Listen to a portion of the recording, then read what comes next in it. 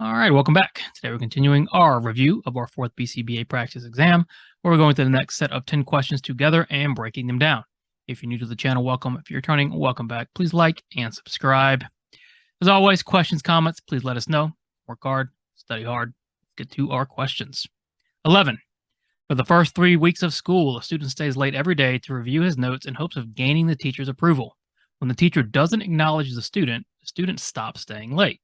You could describe the behavior as what? All right, describing the behavior. So whenever we are identifying behaviors or learners, we need to make sure we know what we're looking at, because what they'll do is they'll throw in a bunch of behaviors and a bunch of learners to confuse you. This one's pretty straightforward, right? We're looking at the student's behavior. So what is happening with the student? Well, the student stays late every day to review notes, wants to gain the teacher's approval. But the teacher doesn't acknowledge the student, so what does the student do? Well, stop staying late, right?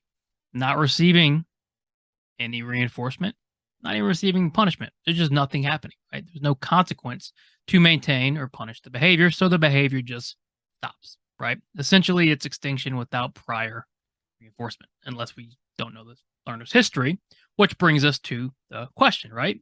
Because how would you describe this behavior? Is this behavior phylogenetic? Phylogenetic is biological, right? It's hereditary, passed over hundreds and hundreds and hundreds of years, right? Evolution.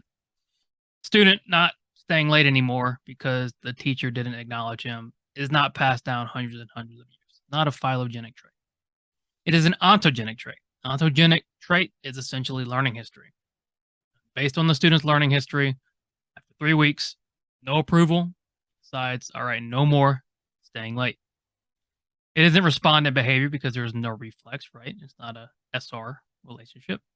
And it isn't cultural. Cultural is typically passed down verbally and through stories. In this case, we are looking at ontogenic behavior. 12. My class gets out every day at 6 p.m. I have 45 minutes to walk to the union, grab food, and walk back to the classroom so that I can teach the next class. Yesterday, Jamba Juice's door was locked, so I walked to Panda Express. Today, Jamba Juice was locked again, so I ate Panda Express again. Regarding picking a restaurant, what is occurring? Is the question asking? Well, they're asking about us picking a restaurant. So let's break that down. That's how we need to approach these questions. What is the question asking? Let me break it down. Notice we're not reading the question and then jumping immediately to our answer choices. You need to do all your work in the question itself. So let's break down picking a restaurant. You have 45 minutes to walk to the union, grab food. You walk to the union, and what happened? Jamba Juice's door was locked. So your behavior was put on extinction, right? Usually you can walk into Jamba Juice, and today you couldn't. It was locked, right? So behavior was put on extinction. Reinforcement was withheld. So what did you do? You walked to Panda Express instead.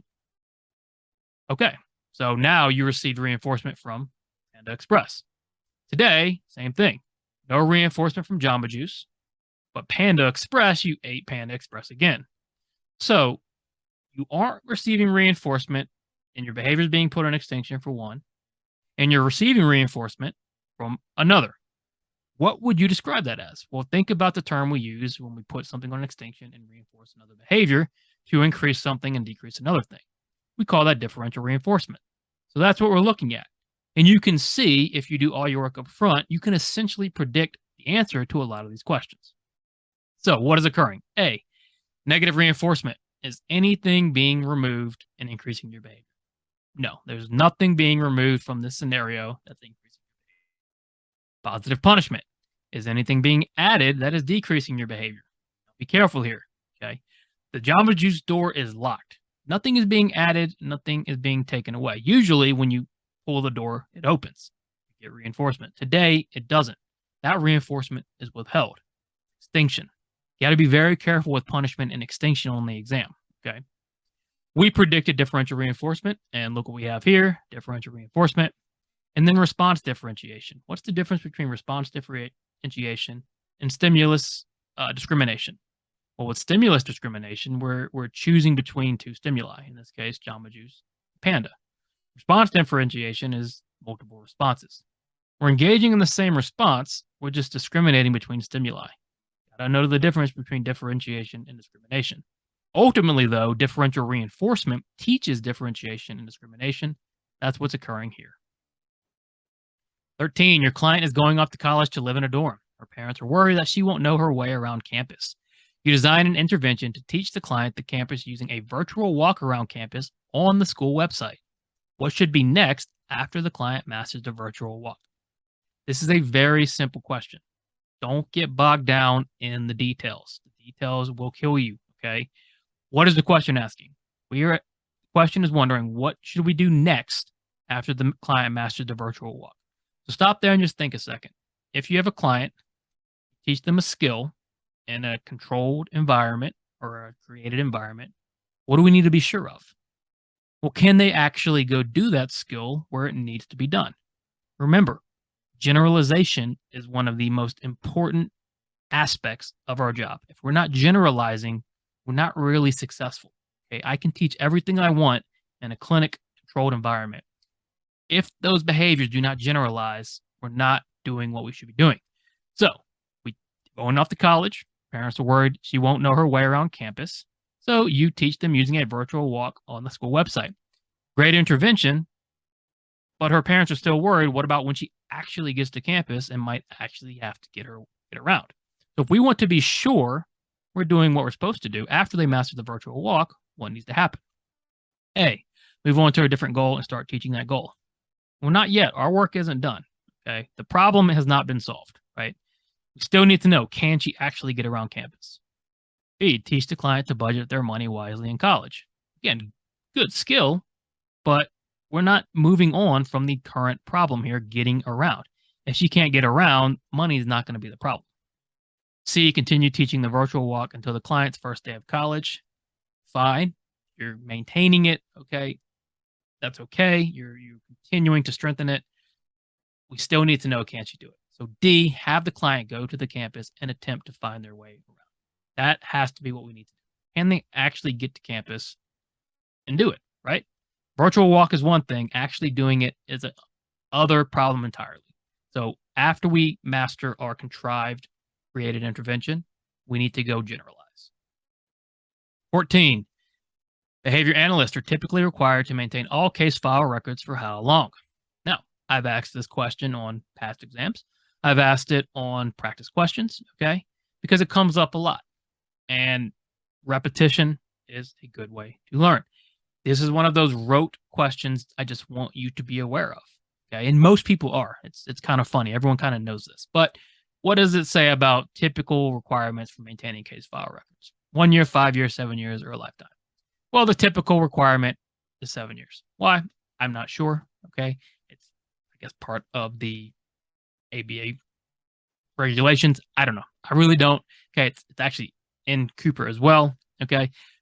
Just understand that typically you have to maintain case file records for 7 years. 15, yesterday, Jeremiah bought a box of stimuli off of Amazon. All in all, there are 40 different items. If Jeremiah wants to establish a hierarchy for the stimuli, what preference assessment would be most useful? Okay, one of the most contentious points here, okay, just remember, this preference assessment is specifically identified as being the best at establishing hierarchy. And if you think about it, it makes a lot of sense. So if we're establishing a hierarchy, what are we doing? Well, we're putting all these items we have. Okay, if we have 40 different items, we're basically ranking them, right? Hierarchy is basically a ranking. You like this one the best, second best, third best, so on and so forth. So if we want to establish a hierarchy using a preference assessment, what's going to be the most useful? Single choice preference assessment. What do we do with single choice? Well, we present one item, document, present another item, we document. Not really comparing them against each other, okay? They're existing kind of in this vacuum, right? Single choice is not great for establishing a hierarchy. Paired choice or forced choice. Paired choice, we're taking all 40 of these items and comparing one to another until we've compared every single item to every single other item. Fantastic way of actually creating a hierarchy. A paired choice, forced choice assessment is the best way to establish a hierarchy. Now, what about our multiple stimulus assessments? Well, if you think about with replacement, if you have 40 items on a table, okay, whatever item they pick, you're going to put back and replace all other 39. You're not really comparing all 40 items together. Without replacement, all you're doing is putting all 40 in a row and just picking and removing, not necessarily comparing against each other, just against all 40 items at a time, and then removing one for good. If you want to establish an actual hierarchy, the best way to do it is a paired choice assessment. Today in advanced art, the class worked with clay. The art professor gave very precise instructions to the class, telling them that they needed to open the bucket of clay, take out the clay, and put the clay in the provided container within 25 seconds, or else the clay would dry. What type of chaining is this describing? I think a very simple question, 2 or 3 on the difficulty scale. As long as you can identify that it's a chain and we're identifying a type of chaining, you should immediately know. What's the dead giveaway here? Looks like a typical task analysis task chain, right? Precise instructions. First, open bucket. Second, take out clay. Third, put clay in container. But the difference is we have this time, right? 25 seconds, within 25 seconds. If we don't do it within 25 seconds, we don't receive the reinforcement, right? Because the clay is going to dry out. So when you have a set time or a criteria to complete chain, what is that called? Forward chaining, backwards chaining? Well, it could be forward or backwards chaining, but that's more teaching. We're not really sure what way he's teaching this, right? He's just telling them the analysis. Behavior chain with a limited hold. Well, there we go, right? We have our behavior chain, and then we have a hold. You've got to complete this chain, and oh, by the way, you have to do it within 25 seconds to earn the desired consequence. This is a behavior chain with a limited hold. A behavior chain interruption strategy would be interrupting this chain, let's say in between taking out the clay and putting the clay in the container. If we took out the clay and the container was hidden and they had to go find it or ask for it, that's interrupting the chain. We're not doing that here. We're setting a hold on the chain where they have to complete the chain within a required amount of time. Greg lives in Arizona. Each morning, the sun shines directly onto his front door. Whenever Greg walks outside and the sun hits his face, he lets out a big sneeze. This happens every day. How would you describe this behavior?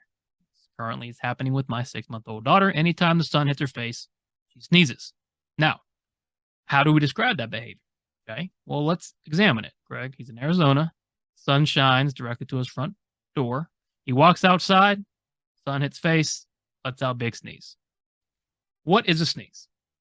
That's kind of an odd question, but think about it in terms of behavior. What is a sneeze? Is it a response or is it a reflex? What's a reflex, right? You have your sickness, you sneeze, getting it out. You sniff pepper, you sneeze.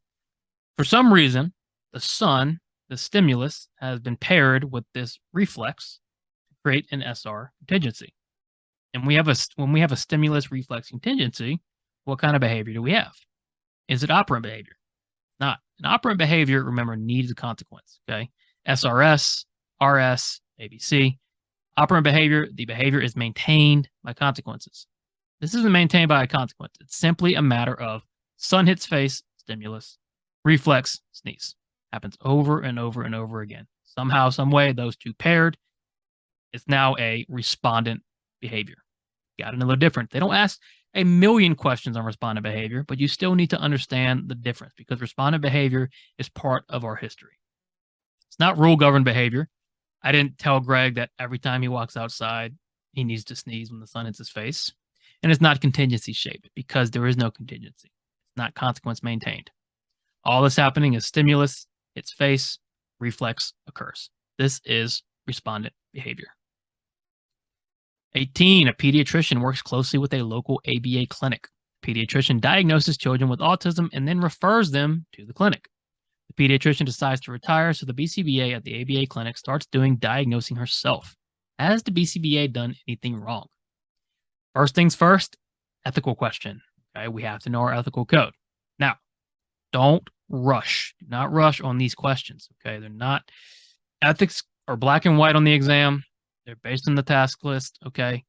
Don't rush through them. Has the BCBA done anything wrong? At first glance, we're all thinking the same thing. Well, of course, the BCBA, she's not a pediatrician. She shouldn't be diagnosing children with autism.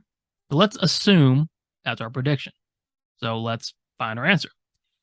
A, yes, BCBAs are not allowed to diagnose autism. That is true, okay? But here's the problem. The question is, has the BCBA done anything wrong? Now, yes, BCBAs are not allowed to diagnose autism, but what if she's a BCBA and a pediatrician? We don't know anything except she's a BCBA. We don't know about her background. Okay. So don't just pick A. Don't pick the first answer you like and move on. Okay. That's how people miss easy questions. So A looks okay. Let's keep reading. B, no, anyone with the BCBA can diagnose autism. That, of course, is not true. Just because you're a BCBA doesn't mean you can diagnose. C, yes, the BCBA needs the BACB approval. They do not, right? Nobody needs the BACB's approval to diagnose autism. D, no, as long as the BCBA is competent and qualified to diagnose autism. That is our answer. D is better than A. A is just way too strong. BCBAs are not allowed to diagnose autism. There are plenty of psychologists, plenty of pediatricians, plenty of neurologists who are also BCBAs and can diagnose autism. Why you can't just pick A and move on. D is the better answer. As long as the BCBA is competent and qualified, she's done nothing wrong. So D is our answer. Be careful on ethics questions. Take your time. You have plenty of time. 19, you bought your little brother a yo-yo for his birthday. You teach him the trick, walk the dog. A week later, you come home and see he can also do around the world in cat's cradle, even though you never taught him these tricks. What is being demonstrated here? All right, little generalization question. We're asking about what is being demonstrated here. What happened? Well, you bought your brother a yo-yo. That's our stimulus. You teach him walk the dog, a response. A week later, you come home, see he can also do around the world, another response, and cat's cradle, another response. So he can now do, he's gone from 1 to 3 without additional teaching. What has he done? Has he generalized responses or has he generalized stimuli? Well, think about it. Stimulus generalization involves one response for multiple stimuli. In this case, we have one stimulus, multiple responses. That's what describes response generalization, when you have multiple responses occurring to a single stimulus. So, give him the yo-yo, teach walk the dog. You come back, he's now got all these other responses. Yo-yo. He's generalizing the responses. He's engaging in response generalization. Generalization is not as good as B, response generalization, and it isn't maintenance because he's not being taught around the world in cat's cradle. He's just generalized his responses across this yo-yo. What is being demonstrated? Response generalization. And then finally, a group of seniors break into their high school and superglue the lockers shut. The next day, the principal calls them into his office, shows the camera footage, and tells them they must remove the superglue and sweep and mop the floors. What intervention is this? Easy question. Very easy. I will give it a 1 or 2. It's almost a definition question. Okay. A lot of the overcorrection and punishment questions are almost definitions. They're pretty simple if you're fluent, right? So if they have to now remove the superglue, which is what they did, and also sweep them off the floors, what are they doing? Well, they're restoring the environment to a better condition than before, right? And when we restore the environment to the better condition than before, doing A, positive practice over correction, and B, negative practice over correction. They're not having to engage in a certain response over and over again, okay? They're not having to superglue the lockers over and over again, anything like that. All they're doing is restoring the environment to an even better condition than it was before. That, of course, is restitution all over correction. Not timeout ribbon, no timeout. Principal says, I'm going to make you clean the superglue and sweep them off the floors, make it better than it was before. What is it? Restitutional over correction. Awesome. Thanks for watching. Make sure we check out bcbastudy.com for all of our exams, our study guide, and our combo pack.